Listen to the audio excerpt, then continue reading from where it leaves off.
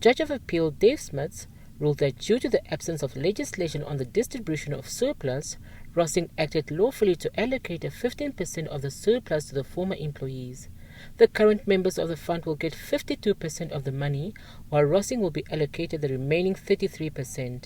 In June last year, High Court Judge Shafimana Waitele dismissed such an allocation, which he says was unlawful and hence declared null and void. Judge Waitele said in his judgment that the trustees of the fund did use their powers in the decision to allocate the surplus, but they merely rubber-stamped the decision of Rossing. The disgruntled former members first approached the court in September 2012 to review and nullify the decision by Rossing. Spokesperson of the aggrieved former employees, who are all pensioners, Winston Groenewald, says the ruling was unfair and will have a ripple effect on the livelihoods of their members. As you see, most of the people standing around me are elderly people, they are pensioners, and these are the people that built Rossing. But they didn't just build Rossing. Until 1992, these were the people that contributed for that pension fund to build that surplus. The ones that work there now did not work for that surplus. These were the people that worked for that surplus.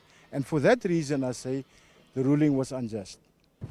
He argues that they've become victims due to the non-existence of laws on how to distribute surplus from pension funds. I would hate to criticize a judge, but what I can say to you is that I think that we are the victims of the legislative arm of the government.